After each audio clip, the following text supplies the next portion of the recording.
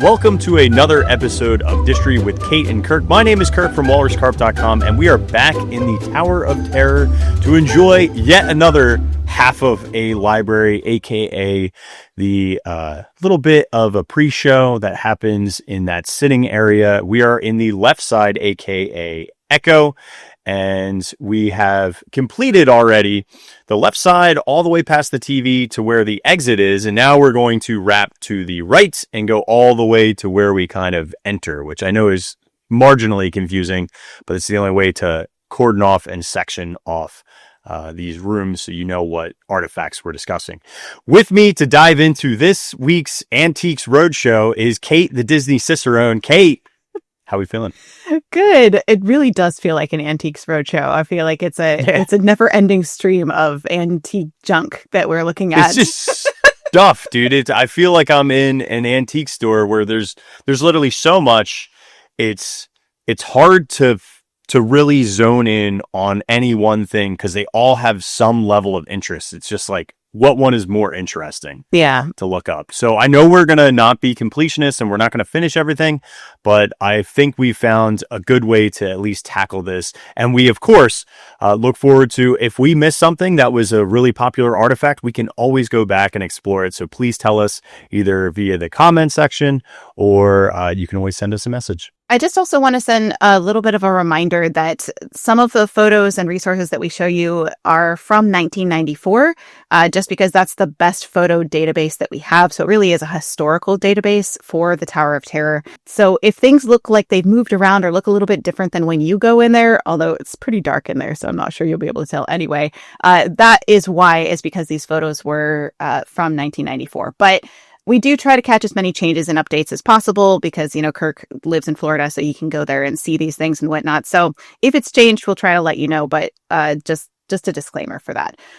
Also, I wanted to say we got a little bit of Distory mail, Kirk, this past week. Yeah. From mail?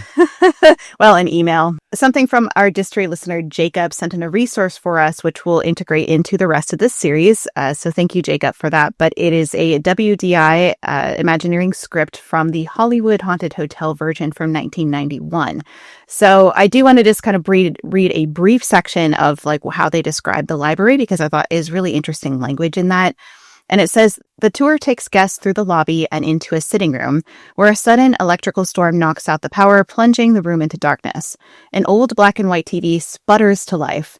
Through the static, we hear a familiar musical theme. Rod Sterling's voice settles into the room like an icy fog bank. He smiles and invites us to share a story with him. The story of a peculiar Hollywood hotel and a sinister elevator. He then steps up to the elevator doors and coolly invites us to enter if we dare. So very similar to what we have, but I thought it was interesting that was for the Hollywood Haunted Hotel version, which they changed away from the free fall drop to the Tower of Terror, which we've talked about on previous episodes, so I won't get into that. But let's go just to orient ourselves a little bit. Here is the outline of what this room looks like. Last week, we covered kind of that whole left diagonal of the room, and now we're going to go to the right. So the way we're going to tackle this episode, because there's a lot of artifacts here, is we're going to do everything on the floor on one side of the room, then everything on the bookcase, and then everything on the ledge. And by everything, I mean some things, because we're not going to cover every single thing in this room, which is a departure for us, but we have to because of time, because it's just so much stuff. Let's go to the floor of this first side, and we see these wonderful chairs that are sitting there. They seem to be a Jacobean revival armchair with tapestry upholstery, or like maybe a Flemish Baroque armchair. Those were the two themes that I saw a lot in this research of this chair. It's definitely like a 17th century tapestry upholstery. This jacquard woven tapestry, probably from 1890 to 1930. So the timeline works really well for this particular style. The motifs, it has this symmetrical scrolling acanthus, stylized tulips, carnations, pomegranate seed pods, and heraldic flourishes, which blends Flemish Renaissance Baroque tapestry vocabulary with English Jacobean tree of life, and also cruel patterns. Cruel patterns? I don't know. I'm not a tapestry expert, so take it for what it is. But basically, this is very thing late Victorian Edward revivalists loved. There's also, you'll see a figure, Kirk, of like two people on horses that are kind of facing each other on the top of this. Yeah. What's up with that?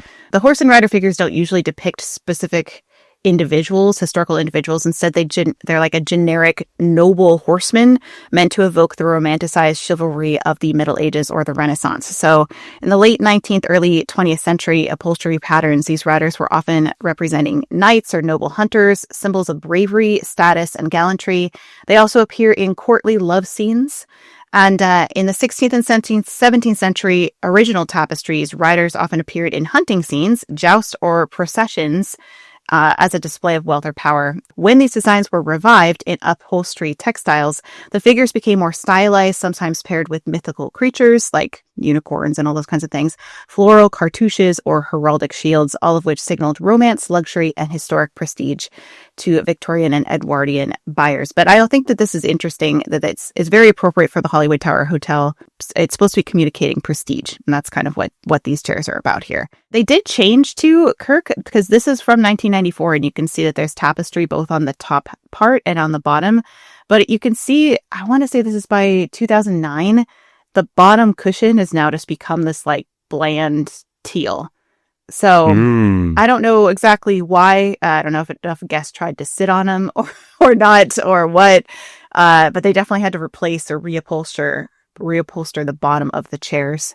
And the top of the chairs is different too now that I'm actually looking at this. Do you notice how like the wood has changed? So maybe it's a different chair altogether. It could be, yeah. Because even like, especially on the one on the right and left, I think they're completely different chairs. Yeah, like they do. They might have taken the tapestry off of the old chairs and put them on the backs of these, but the arms and the feet are very different. Yeah, the chairs themselves look like they have changed. Absolutely. Yeah. You know what's so funny is like I kept on thinking about this, like scene setting wise with all these books. Nobody would just like have all these books on their lap if they just like vanished, right? Yeah. Like, could you imagine trying to read with like a pile of books on you? Yeah, no. So like nobody had to have been sitting in here when they vanished, because again, you wouldn't have all this stuff on you while you're reading and then just like croak and it's all gone. Do you know what I mean?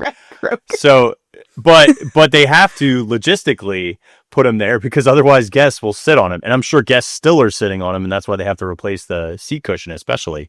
Mm-hmm. But they like piled these books on there just to get people to not put their keisters in the seatsters. That's exactly right. And our good friend Joshua Harris from the E82 Project, who's been helping us out with this series, you can check out his work on epcotlegacy.com. He said that they stacked up these books. They had to stack them up even higher than they had originally planned because to discourage guests, because they didn't notice they were there or they didn't care that there was only a couple of books there. And you also notice on the right chair, they actually added a purse. So this is 1994. There's no purse on this chair, but in 2009 there is, and it's definitely like at an angle where it's kind of sharp points are sticking up where it would make it really uncomfortable to sit. And I think that's why that purse was added, specifically for that reason. Other things about this is there's also... That's a pokey purse. Yes. There's also a black jacket that is draped on the chair. And I honestly spent way too much time looking at this. It looks like it's maybe changed the way it's draped on the chair because the chair changed.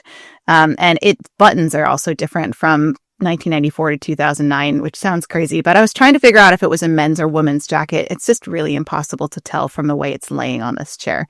But I suspect it's a woman mainly because of the purse that they put there and also the gloves, which are on the table next to it. Moving on to the table, there are like these busts on the legs of this table. This is very congruent with what we've seen in the Tower of Terror so far, where a lot of the furniture has faces. So it's carrying on that theme, and we won't get into that too much. We've already talked it to death. But on the table itself, you can see that there is a book on the right-hand side. So you can kind of see it in this picture, the open book. And what we're seeing here is there's a pair of black gloves that definitely look like ladies' gloves to me because they're a little bit longer and they're leather gloves, but Joshua said they feel like leather covered metal because it's interesting if you look at how they are now, they're definitely like flat and like barely resemble gloves. Like somebody has like run over them with a steamroller. Is how they look now.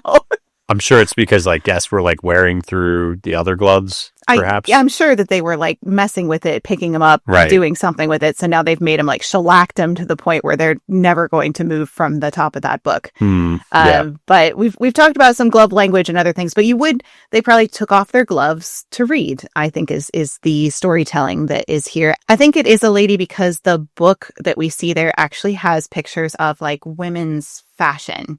So I went down just like a mini little rabbit hole about trying to find if there was like a women's fashion book from this era that maybe this pulls from. And I really didn't find anything that looked like this in the style of the way that they present these pictures. I almost wonder if this is like a history book about women's fashion, but I did look at like the Sears Roebuck catalog this is from 1939, specifically fall of 1939, which is our place setting here. So, and this is what it looks like on the inside, and the pictures just aren't laid out the same as it is in that book, but you can see some pictures of ladies' fashion. I just thought it was kind of fun to see some of these ladies' fashions from 1939, especially this. It says the fabric coats that are fashion copies of real Persian fur. So color everywhere. Fur coats or copies of fur coats. This is really indicative of the time period because it says at the top of this one, it says, "Do you buy because it's practical? Remember, your audience prefers you pretty." That's the message we're sending women at this point in time. And then there's also this one that says your fall suit, your winter coat, and shows some ladies kind of leading into the winter time, which we are, on October 31st here when the people disappear of 1931. And this one says these are for anyone young. And it's these kind of really beautiful dresses that are kind of knee length with fancy hats that have feathers on them, which I love. This is all from the McCall fashion book from fall of 1939. So these would be more like patterns that you could order to make your own dresses versus a fashion magazine. But I just thought it was really interesting. So on the left-hand side for pattern 8291, Little Women, it says the skirt is flared and easy to make frock. I just love the word frock. And then the next one is a Renaissance-like drama in a frock that is as modern as you. When I think of frocks, that's the last thing I think of is a modern frock. I would 100% though wear that dress that's in the center. It's so beautiful. Yeah. Not gonna lie. Yeah, I think all of it is, the ruffling on the right is kind of interesting. I'm not really sure about the top. Yeah. And the gloves are also giving me dishwashing rather than high fashion. They do look like dishwashing gloves. It's true. They do. Oh, wait, I have one more that says these are for college girls. So just this is what college girls have to wear. Since we're headed back into the fall, I thought it was kind of fun to throw in one of back to school fashions for college girls, which they're fancy for college compared to today. Scholastic outfits. There's a couple other things on this table that I think that you might have some things to share about. Kirk, do you want to jump in there? Yeah, I'm gonna tag on to your fashion because I thought the same exact thing. I think you're correct that it's not advertisements or a catalog, although I loved looking at those because I just think it's so fun to look at what fashion changes are.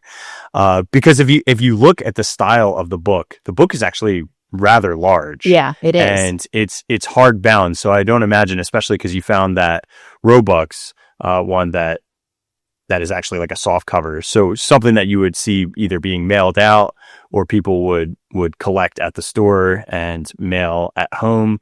But the only one that I thought was kind of interesting and similar is I found this really cool one that had swatches in it, but the characters, at least the way that they're situated, reminded me a lot more of that book. Although this one is a fabric swatch one, but you can see how some of these like lithographic drawings were placed, although it gets into a 1906 men's trouser fabrics, which if you didn't know, there's positively the greatest value ever offered for wearing qualities. So $1.89. I mean, it's the right price. Can we go back to dude, that? right here. $1.25 pants. Compare only with $2.25 retail values. Dang. They're giving those pants away. I would agree, though. It's like it doesn't seem like this book is actually like I wouldn't see anything with fashion that's this thick as a book, Like, no. It reminds me too much as like a historical time period. But I could still see, again, in reference, of 1939 thinking who would actually find something like that maybe interesting or would want to be seen looking at something of that ilk. Yeah. You know? Yeah, for sure. So, yeah. Well, there's a couple other things on this table as well. I know we have 2 small lamps. We have this box that has some decanters in it. There's some books and a phone. Kirk, do you have some things that you want to share about anything on the table here? Yeah, let's do the decanter if you're okay with that. Yeah, let's do it. So in the center here, you'll notice that there is this wooden box, which has a lock in the front, and it has 2 like little panels that actually can open up. And then there are 3 decanters that would be filled typically with liquor or spirits. And you'll notice that there's like a metal bar in front of them.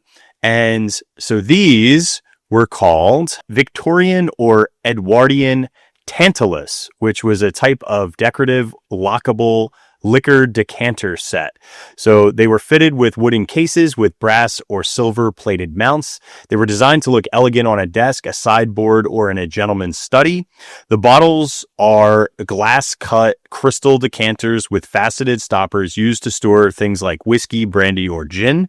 And it had a locking mechanism that wasn't just decorative because it actually had a slide that would keep the bottles open and visible to be admired, however, not able to actually get into the spirits without having a key. Which the name Tantalus is from the mythological figure condemned to be forever tempted by food and drink just out of reach. Oh. So that's why they call them Tantaluses. Interesting. And yeah, so I was able to find 2 different examples of Tantalus opening. So here's just a video of a guy using very similar to the ward keys that we saw. Now this one doesn't have a collar faceted to it like the decanter that we see here in the Tower of Terror, but you can see how this one would latch on the top and it wouldn't allow you to physically pull it out because it's being stopped by that metal. In this case, that metal collar would slide up as the key is turned, giving you access to the spirits.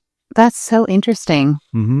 So this is going to show you very similar style box that has a secret to it, which I think is really cool. So it's not going to show you how to remove the spirits. This is in fact going to show you what is on top of the box and something that's hidden below, which looks like there is one in the Tower of Terror. So you place a key into the center and it's going to unlock the 2 wooden panels that are on the top of this box. So you can open them.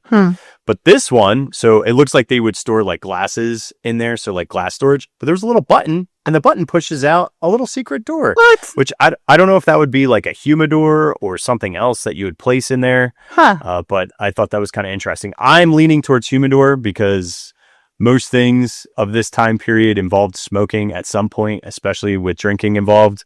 So I wouldn't be surprised if that's where you had a brandy and a cigar in the sitting room, which kind of seems apropos. Yeah. Oh, wow. That's so interesting. A secret door. The secret door was pretty cool. Yeah. Who knew? So I think there might be a secret door on this one. The only way I'll be able to tell is if you physically look at the bottom, there's kind of a ridge. There's this like big long line. Oh yeah. And if I can feel that, I'll know that there's a secret compartment in the bottom of this Tantalus decanter set. We won't have access to this because obviously there's no way to open up these panels to see if there's a button there, but I am assuming that that's what pushes out. Oh, hidden drawer in the Tower of Terror. Hidden drawer in the Tower of Terror. That's so cool. What a fun find. I love that. Yeah. That was a cool one. Well, I was interested in like why they were, it doesn't look like it closes at all like a chest. And so it's interesting that it locks in that particular way so they can't get the... Yeah, I mean, you could see this one's really unique because of that collar system that's like literally on top of the decanter, Yeah. So it's like you couldn't remove that if you wanted to unless you unlock it. But people still wanted to like show off like, hey, look, I got fancy booze. But it's again interesting that it's named after a mythological figure that was forever tempted by food or drink. That would be a horrible fate, by the way. It would. Yes, I would. Could you imagine? Like if you put me outside of an all-you-can-eat buffet and we're like, you can never go in, and you just have to sit here and watch everybody talk about how good the food was, horrible. I'm out. No, yeah. What level of hell is that? I don't know. I don't know, dude. Dante, probably fifth circle, maybe. It's pretty bad. The other things that are on this table are a stack of books. And I will mention, in terms of books for this room, we haven't really talked about this yet. It's hard to tell what these books actually are just because it's so dark in this room, and the photos we do have are taken from pretty far away, so it's hard to tell the titles of them. Joshua mentioned that most of them are Finnish law books and encyclopedias, then outlined with gold paint in 1994 to kind of make them fancy. So a lot of them aren't necessarily anything that you would want to sit down and read, but there are a couple here that we do see titles of. And then next to the stack of books, there is at least in 1994, there was a pen and a notepad, which I wish I had a better photo of to see what's written on it, because there is something written on it, but we can't see it, which is such a huge bummer, but it is what it is. And then there is a house phone, so that you could call if you were in the library and you needed assistance, perhaps with the, what is it called? The Tantalus nearby to get a drink. You could call guest services or whatever, and they would come help you. And I've been... It's actually where you call your ex. What? You're like, oh my God, dude, I can't even. I'm at this tower. I miss you so much. There's a storm outside. You're reading some romance novel and you just get the urge to call your ex. It's like, you got to call them. Well, we know it's a house phone because it doesn't have a rotary dial on it. So you can't actually call out. This is one that you would call to the front desk or whatnot. I need the operator. Please get me the operator. I need an outside line. And I did hear that it originally, I guess, had the Hollywood Tower Hotel logo on that little circle on the front, but I can't see it, and I don't know for sure if it's still there. From what I understand, Guess done. Pried it off. Yeah, it's probably gone or scratched off or whatever by now. And on the second chair on the left, there is a book that we can read the title of that's called The American, and that's as far as I got with that. So there is that. I'm guessing he's American. It's place setting. You're in America, just in case you didn't know. Yeah. Yep. And then next to it is also this little end table that has a newspaper on it, which is the same one that we see all over the hotel, which is a real paper from 1939. We've talked about this many times, so I'm not going to get into the details there, but it has a really fascinating history if you want to go back and watch the episode where we cover the lobby. I think our first episode of the lobby with the mahjong table, we talk about that newspaper in depth and show you what it looks like. Then there's also a room key, which says 1205 on it. I had a thought, Kirk, about these room keys that are just kind of everywhere. Of course, they're place setting in terms of, people are visiting the lobby and they would have their room key next to them so they could go back to their room later. But they could all be potential dates, because this one, I think 1205 could be December 5th. The one on the other desk was 806, I believe, which would be August 6th. And, Imagineering, they do tend to put birthdays, either their own or like their children or somebody meaningful to them in their projects. That happens quite a lot in Imagineering. So I kind of wonder if maybe they picked those keys that have a specific date or an anniversary or something that was meaningful to them. So that makes sense. Yeah, just speculation, but just trying to figure it out. And the rest of did you find anything about the rest of these objects on this table? Because I could not figure out what they were for the life of me. Negativo. Okay. I'm like, the one kind of looks like it could hold a cigar, but I have no idea what that is. Yeah. The other thing looks like a water pump. But I'm like, I don't know what that is. Well, I was trying to figure out, is it like a handle for the table so the whole table can be lifted up and carried, which doesn't make sense either. So I don't know for sure. Yeah, because it looks heavy. It I couldn't see you using that to like write something. You know what I mean? Mm-hmm. So yeah, I would guess ashtray for that other item there if I had to guess, but I don't know for sure. All right, are we ready to move on to the bookcases? I'm into it. So in 1994, there was something here that isn't actually there anymore that I know of, but maybe you can investigate this, Kirk, next time you're in the Echo Library. But on the shelf, there is an envelope that actually says Victoria West on it. And this is a reference to a Twilight Zone episode in season 1, episode 36. it's called A World of His Own. And Victoria West is a glamorous, witty wife of playwright Gregory West, except she's not entirely real. Gregory can create and erase people from existence by dictating details into his tape recorder. Basically, you see him having an affair with this other woman. And he's like, I think the other woman's name is Mary. And she's like, so Victoria comes in, she's like, what's happening here? Why are you having an affair with this woman? Like, I saw you, I caught you through the window. And he's like, don't worry, I made her up by talking into this like tape recording device. And she's like, what are you talking about? And so he does this demonstration where he talks into this like dictaphone. And anything he talks into it, like if he describes it well enough, it actually appears. And so the way that he erases it is that he takes like the tape that it's been like recorded on and he destroys it. Like he cuts it, he puts it in the fireplace and it burns. And so the interesting thing in this episode is that you find out that his actual wife is somebody he made up like years and years and years ago. And her name's Victoria West. So he pulls out this envelope from the shelf and he's just like, it has Victoria West and it has all of her tape inside from what he recorded. And then he actually, I think she ends up throwing it into the fire, spoiler alert. But it's interesting because then of course she disappears. And so Victoria West, so the fact that it says Victoria West on it and he hands her this envelope and is like all smug and be like, I made you up too. Like I made you, I brought you in this world, I can take you out of it is kind of the vibes we're getting here from this dude. And so that's what we see on the shelf. There is the envelope for Victoria West that ends up getting burned. And there is a twist to this episode as well. Have you watched this one yet, Kirk? I know you've been traveling, so you might not. I did not. However, I did look up the episode just so I would be knowledgeable about it. And I took this screen grab because I feel like this is how the podcast looks to all of our viewers. Kate is horrified and I'm just mumbling into a mic. Yeah, that's accurate.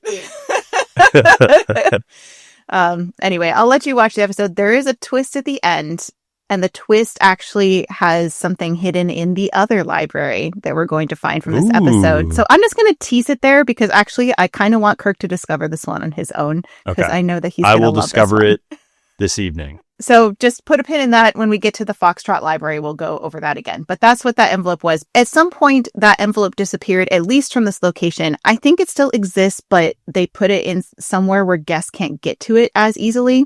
It's probably behind one of those, the bookcases that have kind of the metal wiring so guests can't touch it. Because they moved something here instead. They replaced it with a To Serve Man book, which was actually on the other bookcase on the other side previously in 1994. But now it's sitting over here on the shelf where this envelope used to be. And it's from episode To Serve Man from season 3, episode 24 of the Twilight Zone. The seemingly benevolent aliens called Canimits, they arrive promising to help humanity by ending war, curing disease, and eliminating hunger. They leave behind a book titled To Serve Man, which partially translated appears to confirm their good intentions. But in the end, there's a twist ending, of course, because it's the Twilight Zone, and a full translation reveals that it's actually a cookbook, and the Canimits have been preparing to harvest humans as food. Which, if you're a Simpsons fan at all, this is going to sound real familiar to you because this is in the Treehouse of Horror season 2 episode in a segment called Hungry Are the Damned, where alien visitors they offer humanity salvation, but Lisa discovers their cookbook, which has like some dust on it. And so it says like how to cook for humans. And then it says how to cook for 40 humans. Like they reveal it with dust kind of uncovering it at a time. But basically to see that they're just fattening them up to eat, which just pretty much just rips off this Twilight Zone, which is a lot of Simpsons episodes do that for Treehouse of Horror, FYI. Speaking of which, Kirk, have you seen the Simpsons episode where I think it's like they grow like a whole host of people in a petri dish and like a whole civilization? That's a Twilight Zone episode too. Oh, no way. Yeah, and it's I just watched it last night, so I was like, oh yeah, I recognize this. So I think at this point we're headed up to the ledge, if that's okay with you, Kirk. I'm There's a lot more. Wish you would step back from that ledge, my friend. There's a lot more things on the bookcases, but honestly, they're hard to see for us, so we tend to not do those ones quite as much. And we're also not being completionists because there's so much stuff in this library. The interesting thing, Kirk, as I've been looking at these ledges, is I think I've kind of confirmed my suspicions from last week that the objects in these ledges are actually grouped by like what regions of the world they came from. I'm pretty sure that's true up here as well. Because I think that on the, if we look up in the upper right-hand side, all of these things tend to look like they came from maybe like Southeast Asia. I found like a headdress bust that looked Thai. I found one that was very similar to it that looked like it was from Thailand. There's also some statues, a stone head, a small like bell or something like that. And there's actually what looks like two statues in the corner. There's one of maybe an animal and then something behind it that looks like it maybe has a bell dangling from it, which again reads into like Buddhist, and Southeast Asian kind of influences and design. In this section, you see there's like a head, and then there's also two ancient style vases, so amphoras, and they are typically wide-necked painted decorations. Sometimes they can have figures or animals on it. On these ones, you get both animals and people. And we actually see these pots and vases a couple of times on these ledges. So these are not the only grouping of them. They typically will depict mythology, athletic contests, think like the Olympics, or everyday life. And their use was to carry mainly oil, water, and wine, so liquids. Sometimes they used them for ceremonial reasons, but for the most part, they actually legitimately use them to carry things. Yeah, vessels, as they say. So on the left side, we see this kind of other collection of objects that is what I think are two bronze Victoria ewer pitchers, possibly French, because they're fancy, which you know how I love. And I looked up like what's the difference between an ewer and a pitcher, because I was like, I don't know anything about these. An ewer and a pitcher are both types of vessels for holding and pouring liquids, but an ewer is generally considered a more decorative or ornate type of pitcher, often used for flower arranging or as a decorative object, which tracks here. So I found one that's very similar to it in style, and like a whole bunch of them are kind of like this, where they have this very ornate kind of scrolled handle and then the spout that curves over. And so I think that's what these are, is a set of two of these, and they're kind of like facing away from each other with their spouts. You nailed it on that. That looks the same. Yeah, isn't it? And then in the middle is a statue that I tried to find for the life of me, but cannot. I'm going with a depiction of a moon man with a Burger King chain. It's some like a person with like their arm out and like a headdress on of some sort. Yeah, it was so hard to tell. I got to go in there. I'm going tomorrow, so hopefully I'll get stuffed into Echo. Yeah. Then you can report back. Take a good photo of it. That would be great. Like, sir, stop touching the decanters and looking at the moon man. He's like, I just want to pour from the ewers. And they're like, what are you doing? You're going to be like touching the drawers. You're like, I need to find the secret button. Who knows? Maybe people will think that's interesting and tell me something. In the front here, we see a little alien dude, which is most definitely a tie-in to the Twilight Zone. So this little alien is actually from an episode of the Twilight Zone called The Invaders from season 2, episode 15. It's a unique episode in that there's barely any dialogue. It kind of reads like a horror film if you watch it. It's really interesting one. If you are interested in horror, we're heading into spooky season. This might be a great watch for you. But it features an isolated woman living in a remote farmhouse, and she hears strange noises from her attic and discovers a tiny alien invader, a whole bunch of them emerging from a small flying saucer. Armed with only the basic household tools, she fights them off in a tense, silent battle. And in a twist ending, it's revealed that the aliens are actually miniature human astronauts from Earth, and the woman is a giant from another world. So it's quite a twist. But then I think it's really interesting, Kirk, to have this, because these aliens, they look kind of cute and like sweet and like funny, but they're actually kind of menacing in the episode. It's a very strange, almost like a gremlin situation here. It's very interesting, but she does go after them in a hard way, and like because she's terrorized by these little aliens kind of coming down from the attic. And so I think it's interesting that he's sitting up on this shelf here because they came from the attic, and that's when she starts to hear noises and whatnot. So the fact that it's up high is very appropriate for this particular prop. And what's really cool about that is that a lot of these things are kind of either inferences or very subtle. This one is like so out of place, at least in terms of its material, its lack of antiquity. This is like futuristic. So this is like one of the few items or props that actually represents that. And it's a direct tie to that episode of The Invaders. Yeah, it doesn't really fit in at all with this section. No. You know, which, yeah, definitely ties into the idea of like, it's out of place here. It shouldn't be here. That's why I said he looks like a moon man with a Whopper chain. Yeah, he's got an like invader. A burger chain. He's invading the Ewers. Yeah. I came to pour things. I love that insight. Thank you for mentioning that. I didn't even think of that. So then in the far corner, we have what seems to be a grouping from Africa, I believe, from all this particular art that's up here. It looks like they have maybe some sort of drum and maybe like a gourd maraca or instrument. Yeah. There's also a dark wooden figure with a rectangle on his head. Maybe African tribal art is what it seems like to me. I don't know if you found anything else about that, Kirk. And then you can see some other objects. There's another like wooden statue, maybe of an elephant. There's like an antelope mask, like a wooden antelope mask, and like maybe a dog, another colorful piece of art behind it. And to me, it all just reads very much African continent, if I had to guess. Yeah, I agree. So before we move on, I just want to take a very quick little break to chat about a few things that we got going on at Walrus Carp and over here at Disney Cicerone. I know both of us have been extremely busy recently. So what do you got going on over there at Walrus Carp, Kirk? Kate, I want you to go first. I always take the pole position here, and I'm dying to hear what's going on with you before I talk about myself. Oh my goodness. I'm really busy writing in this season, besides traveling, but I've been writing and working on 2 new books. One that is in my nonfiction series, and one that's I'm starting a new fiction series as well that's set in early Disneyland. So I'm very excited for that historical fiction.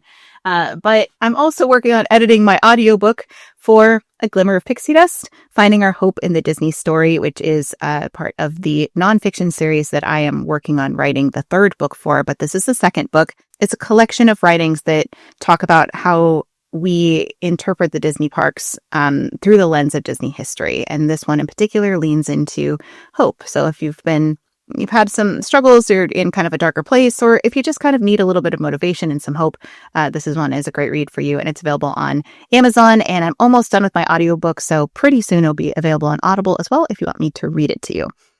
So yeah. Love it. Yeah. That's what I've been up to. Little hope. Yes. Little hope. How about you, Kirk? Okay.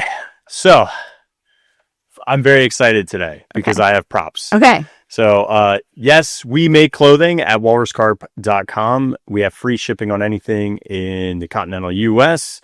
And spooky season, I'm wearing our Count Carpula shirt. So cute. But I have other shirts to show. So we have this is our little Jason Voorhees. Summer break is over. Very spooky for HHN season. You're going to like this one, Kate. And I actually like the color on this. This is Autumn Harvest. Ooh, for our cute. Oswald the Lucky Rabbit. He's so cute. I love it. Isn't he? Yeah, he's great. God bless the public domain. And then we've got one for Fallout, and it says "You're so rad," and has like Nuka-Cola and sugar bombs and a rad roach. This is another one that I think, Kate, you would be into. This is it says Fur Right Night, and this is like a 1940s/50s decoration design. So like it's kind of off the little cat action. I love that. And then one for Art the Clown. And then I'm going to give breaking news. I'm going to show one that nobody's seen yet. I went with this like really cool vintage style for a Pizza Fries shirt. I I saw this like 90s looking t-shirt that was for chicken tenders, and I immediately was like, oh, this should be a shirt but for pizza fries. So I gotta have pizza fries this year. That's on my to-do list because I've never had them. yeah, So just whatever you do, don't put the Parmesan on it because they use cellulose, and I found out that's wood pulp. ew, Don't put the wood on your pizza fries. gross. Mm-hmm. Yeah. Well, that's so fun. I Yeah. really like that cat one too. That was so cute. Yeah, the cat one's cool. I got another one that I think you'll like too. That's vintagey, but yeah, I'll leave it at that for now. Okay. More to be revealed soon. Teaser. Can't wait. Mm-hmm. Yep. Okay, let's jump back in to the Tower of Terror. We're going to go on the floor first. So we have this table full of objects. And actually, this photo kind of cracks me up because I'm like, I don't know who took this photo, but it's for sure like aimed in the wrong place because it cuts off everything at the top of it. Yeah, it's really weird. But there is a couple things on the right-hand side. Kirk, do you want to talk about that a little bit? And then I'll talk about the left. Yeah. So on the right-hand side, we get a bust of Napoleon Bonaparte. I almost said Napoleon Dynamite. I'm like creature of habit, you know. Yeah, he's got his bicorn hat. He's wearing it sideways on his head. Obviously, this is a big symbol of leadership, ambition, and military genius. However, I think it's kind of interesting because the fall of Napoleon Bonaparte has to kind of be talked about too, just because it's like there's something big with ego that ends up leading to his demise, you know, especially particularly with the invasion of Russia. I found one that was actually pretty similar. There's plenty that are out there that are like it, especially with the folds. But this bronze was similar, although his face seems a little bit more narrow, but the buttons and the way that the fabric lays was very, very close. So I was like, oh my gosh, I think this is dang close to the one. Yeah, that's in the tower. It's really close. If not, it is the one. So I'm not really sure. The bottom though has like a marble, where this one has like this eagle on it, which I don't know if that's original or not original, that plaque, and what it was supposed to be sitting on. Maybe that was damaged, and that's the reason why the one in the tower is sitting on a marble piece to just fit it. It could be. Doesn't that look like it's got to be the same one, right?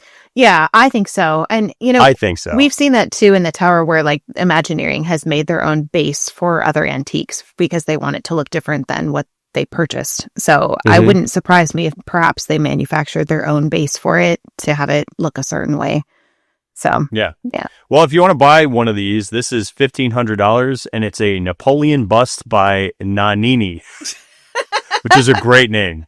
Next to it, we have a fringed lamp. We've seen a lot of fringed lamps. We've talked about flapper fringe and whatnot on a lobby episode, so we won't get too far into that. There's also kind of this, there's another one of these on the other table, which we didn't mention, but there is kind of a goblet that has gold, I guess it's more bronze, a bronze goblet that has that Solomonic kind of twistiness to it that we see tied throughout as a theme. In Indiana Jones, that would not be the cup of the carpenter. I just want you to know that.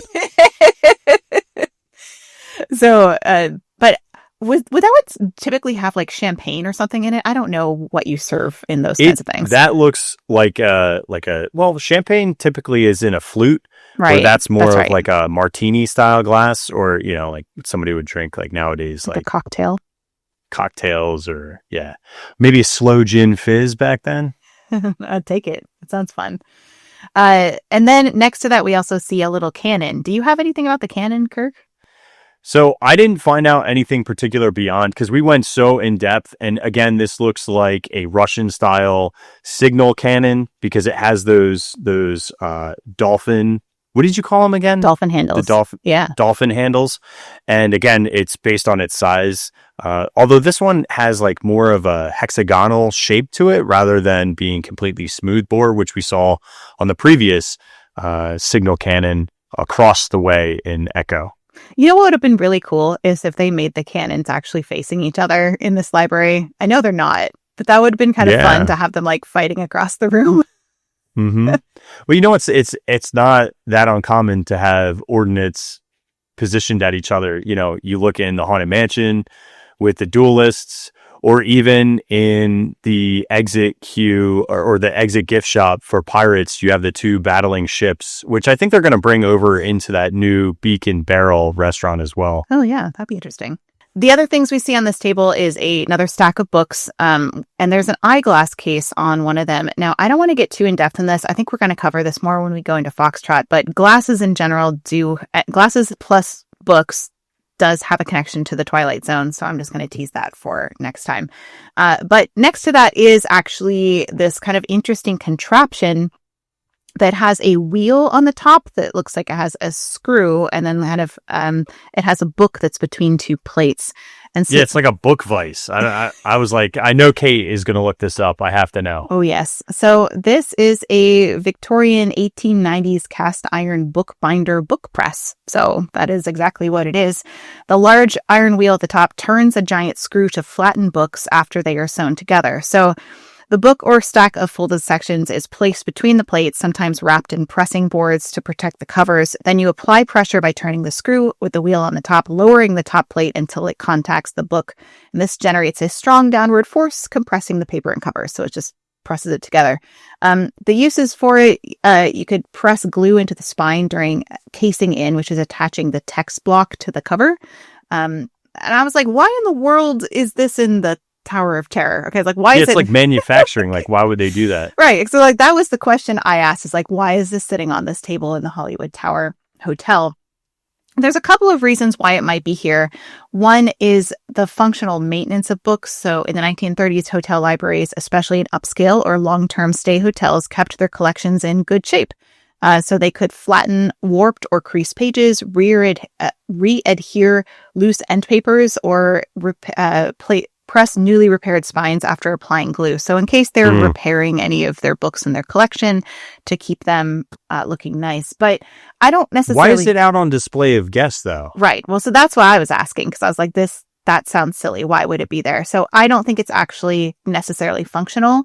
I think it's a decorative or prestige object. So by the 1930s, ornate Victorian presses were already seen as beautiful old craftsmanship, and a large cast iron or brass trimmed press looked scholarly and conveyed sophistication in a library setting, much like having a globe or an antique desk, which we also see in this room. So yeah, that makes sense. So overall, this likely serves as a prop to evoke the idea of cultivated worldly luxury, a way of communicating this is a place of refinement where books are treasured, because of course knowledge and education and whatnot would be that would be part of the refinement look. You would look for the upper class. So I think that's what this is. That is what that's communicating here is that. So in the corner, we actually have this book stand, and I think it's really interesting that this book stand, the book has like changed on this since 1994, but what we're showing you here is what it was in 1994. On the book stand, there was a book that it looks like, I think that's South America that's on it. It's a map. It's an atlas, maybe. So something about world travels. Just to orient us about where we're at right now, you can see that we're on the right-hand side, and we talked about the table, we've mentioned the book stand, and now we're going to go to the bookcases, which are lined up against the wall. So on the bookcases, I'm not going to talk too much about what's in the little shelves behind kind of like the wired cupboards, but the major shelves down below where we see some big objects, because this one in particular that's on the right shelf is a man pulling a chain sculpture, kind of like a chain's like attached to a rock. This is actually one that it's by J. Rudens, I think is how you say that. It's an Art Deco sculpture called like the man enchained, or a man chained in French. So sculptures signed by J. Rudens were actually the work of Jean de Roncourt, who used J. Rudens as a pseudonym. Rudens, I don't know how to say that. I'm so sorry. He was an early 20th century French Art Deco sculptor known for dynamic male figures executing in materials like spelter, which is a zinc alloy, often with a green or gilt patina, which is what we're seeing here, mounted on marble bases. And so the one we see in the tower is exactly that. It's interesting because his works, such as powerful athletic or mythical male figures, often depicted with chains, spears, or other dramatic elements, embody the aesthetic of vigor and stylized motion characteristic with the Art Deco period in France during the 1930s. So this is right up the alley of everything that we've been seeing in the tower. The act of pulling a chain evokes strength and restraint. It's possibly a subtle connection to the Twilight Zone in that the idea of being strong yet restrained mirrors reoccurring Twilight Zone themes of human limitation, captivity, and the struggle against unseen forces. Several episodes like The Obsolete Man, Five Characters in Search of an Exit, The Howling Man, which we've talked about, explore characters who are physically or metaphorically imprisoned trying to break free. Imaginers could have maybe chosen it to imply unseen struggle or moral constraint. But this is all speculation, of course, but it's something designed to make you feel the struggle and think deeply about its meaning, not unlike the purpose of the Twilight Zone in society, which was to help people think more deeply about things that maybe they took at surface value or didn't consider at all. So to me, that's what this represents in the library, and not just scene setting as like, oh, this is an interesting thing to put here. I think it does represent a larger struggle. Next to it, to the left, there is a bust of a woman, and it's the marble bust of Talia. I think it's how you say that, the muse of comedy and idyllic poetry, which is basically light pastoral verse celebrating nature, love, and the simple pleasures of life. Her name means flourishing, and she's one of the 9 muses in Greek mythology. This bust in particular can be found in the Vatican Museum in Rome, in case you want to go see it in person. But that is what we're seeing here. I was trying to figure out the symbolism for this, Kirk, and I was like, perhaps I don't know. We do see lots of more Greek stuff, and we saw that Parthenon horse head is also on the other side. So there's almost like a trio of Greek stuff that kind of make a triangle in this room, which is kind of interesting in itself. Another interesting thing that's inside these bookcases is a little section that has these Greek figures, which we talked about ties into an episode, Queen of the Nile episode of the Twilight Zone, that is underneath the TV on the other side. So again, there's another little Egyptian section here. And looking these up, there's Amun-Ra is the one with kind of like the tall hat. In ancient Egyptian religion, Amun was originally a local Theban creator god, later merged with the sun god Ra to become Amun-Ra, the supreme deity. He represented creation, kingship, and the life-giving power of the sun, and was worshipped as the ruler of all gods during Egypt's New Kingdom. Temples like Karnak were dedicated to him, and he was seen as both a cosmic creator and personal protector. So that's who's hanging out there on the right with the kind of very tall headdress. The one that has kind of like this like red ball on his head or circle on his head is Hathor. It was a major goddess associated with love, beauty, music, dance, fertility, and motherhood. She was often depicted as a woman with cow horns and a sun disk, which is what we're seeing on her head here, or as a cow symbolizing nurturing and abundance. She was also seen as protector of women, a guide to the afterlife, and a goddess of joy who welcomed the dead into the next world. There's two other figures in here, plus a man with a snake at the bottom, which I couldn't figure out what that was. So if anybody knows Egyptian anything, please let me know, because I'd love to know more about these figures in this cabinet. Then we get to the place where we have these gold shoes that are in the corner. Kirk, can you tell us a little bit more about those gold shoes in the corner? 2 little gold shoes. It looks like little genie shoes. They're so fun. They are squared off in the front, which sadly I couldn't find one that was identical. However, I was able to find similarly in India some of these metal style shoes that usually did typically come in pairs, and they were often ashtrays. So I can't see, and I'm going to have to look when I'm in there. And I'm going to ask for Echo. I'm just going to be like straight up, I need to go to Echo. Yeah. And because I need to see if there's this round section beveled out on the heel to know if like that's where you would rest your cigar leaning into the center, which would be the ashtray. So I'm leaning towards this is again another smoking implement. Maybe I'm wrong, but I'll know in the future, because it's hard. If type in gold metal shoes, good luck, because that's where I lived for a while. It's funny. They remind me so much of clogs, but they are gold or bronze or something. They're metal. Right. Which is so like, I go, okay, Well, what have we pulled from so far? And there's been very little European. It's almost all been Asiatic. There's been some African, some South American, but not a lot of like straight European unless it was like ancient Greece. So Yeah. I'm still leaning towards Indian. Maybe it's Asian somehow with like Southeast Asia. I'm not sure. Yeah. But I need to see the back. The heels will tell the story. The heels have the secrets of the shoes. They do, dude. I need to touch them heels.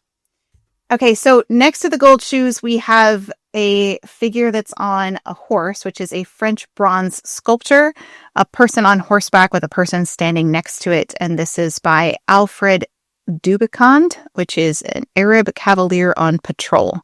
So you can see that there. And then there's also this vase to the side, which is a Swatow dragon, I think is how you say that. This sturdy baluster-shaped pot painted with 2 winged dragons and a horse circling the sides above waves and rocks, with a flower frieze at the base, the shoulders with Buddhist symbols, and set with 4 handles below the short mouth, which is it's a late Ming Dynasty vase from the 16th to 17th century. And so this one, if it's not exactly the same, it's pretty darn close. So I mean, the detailing on it is very, very, very close. I think it's a replica of that Ming Dynasty vase, if I had to guess. That's really close. That's spectacularly close. That's what I thought. Even the ridges on the top parts of the handle. Right? Exactly. Like, it's very, very close. Really, really close. Yeah. Lastly, let's move up to the ledge that's at the top of the room on this final section to kind of go over a few things that are up there. Kirk, do you have anything about maybe these Chinese dragons or plate that are in the center here? So the carpet, I don't have a lot. It could be a Persian style decorative rug or some sort of other Asian, maybe perhaps rug. We've seen a couple of different kind of like Tibetan prayer rugs and stuff like that is what I went. Like draped around. Okay. So, and then in the center is a large Chinese porcelain charger or a decorative plate. This looks like it could be from the Qing Dynasty, something around the 19th century. There's like a floral bird and flower motif to it, maybe symbolizing prosperity, beauty, and harmony with nature. And then on the left and right are Chinese guardian creatures. They're dragons.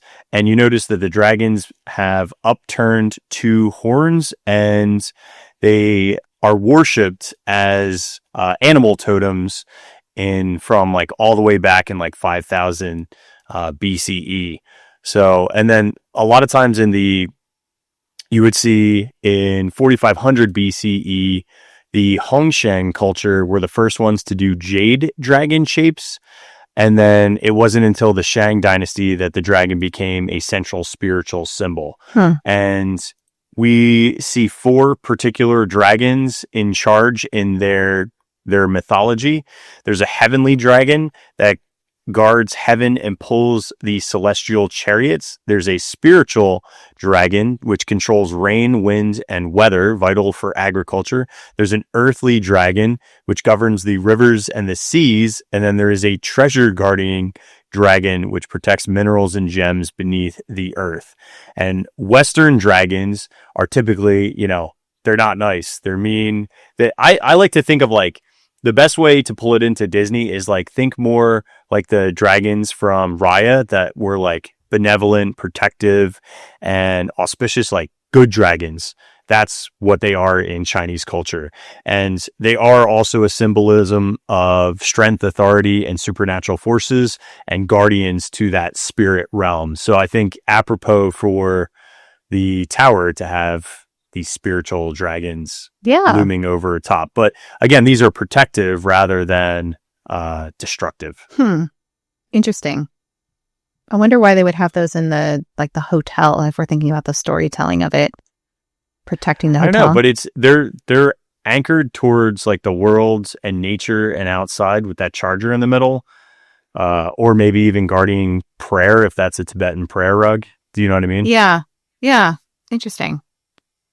I wonder if there's some more symbolism with some of these other objects up here, which we just can't research them all. That there seems to be We have the Egyptian ones that are gods. There seems to be other things that seem to be tied into some sort of spiritualism in some way, and I wonder also about the prayer rug concept. So I wonder if there's some of that in there of, protective gods of things. So that's interesting, especially maybe even with the Southeast Asian heads and whatnot that are in the other corner. That's an interesting idea. I don't know. Someone tie this in so that we're not just guessing. Yeah. It's all speculation at this point, but it is interesting. So next to the dragons, we see a couple of more pots that look to me a little bit Greek, but I'm not entirely sure. And then there's they look like they mirror the other ones on the other side. Yeah, and then there's some more like statues as we wrap around the room, and right above the door, there's like two little green statues. There's a larger one, and then there's just, I don't even know what half of this stuff is, Kirk, quite honestly. But there is a vase as well. And then we see a blue horse that is behind it. If you look, it almost looks like there's some sort of emperor, and then there's two jade figures that probably are deities or rulers of some sort. There's two gold Chinese dragons. One's like a head by itself, and then the other one's like the full body. Or it could be a bull. I'm not sure. It's tough to tell from this angle. Yeah. But then there is this giant blue horse, which is a Chinese Tang style horse sculpture decorated with turquoise blue glaze, similar to that vase, that cloisonne enamel that we saw on vases before. And horses were a major symbol during the Tang Dynasty, which was from 618 to 907 Common Era, representing power, wealth, and the Silk Road trade, because the Tang horses were very popular to be used during that Silk Road trade. And then replicas of these, which this is probably a replica, were very popular with Western collectors. So that's probably more than likely the case. I was able to find one that looked somewhat similar, although the one in the tower is a lot more ornate. So it's possible that they either got one of these and added, or they found one that already had like floral motifs added. But these were two different styles of these blue Tang glazed enamel ceramics. Interesting. Daryl Tan in our chat is saying, in feng shui, dragons are placed in front of a building for protection, good luck, and prosperity, which I think we've mentioned before on Distory, but thank you for adding that in. I'm curious about again, like the positioning, right? Because typically for buildings, they're not closed in looking towards the door. They're usually looking out, so like to protect the actual building. But in this one, they're angled towards that charger, Yeah, that is interesting. Again, I don't know if that really matters in terms of symbolism of where they're angled. Well, I think in general, the stuff that we see up above is they're definitely collections, and they're definitely collections that are grouped by what region of the world they came from. And I think that's like one of the biggest takeaways beyond like the Twilight Zone connections.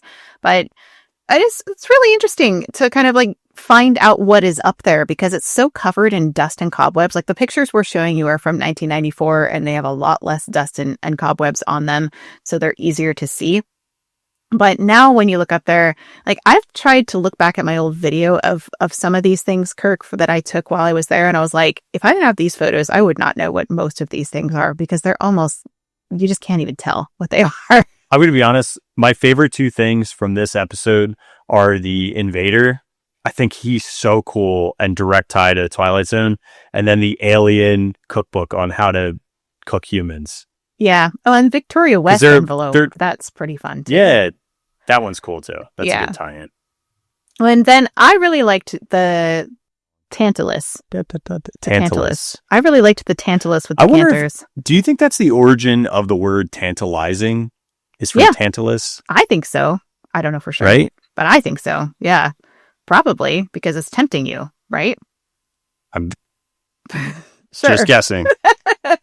Yeah. Well, at this point, we're going to say that's probably it for us for the Echo Library, because I think that to go over every tiny little detail as much as we love to do that here at Distory. I don't necessarily think it's necessary because I don't think they're all telling their own individual story for this. They're more place setting for just making you feel like you're in this kind of cluttered library with all these collectibles. We are going to take just a brief break for Distory, just 1 week off in between these two libraries just because of the holiday, and then we'll come back and we'll explore the Foxtrot Library. And there's a lot of connections between the two libraries, and there's also quite a bit of differences, so we'll dive into that next time.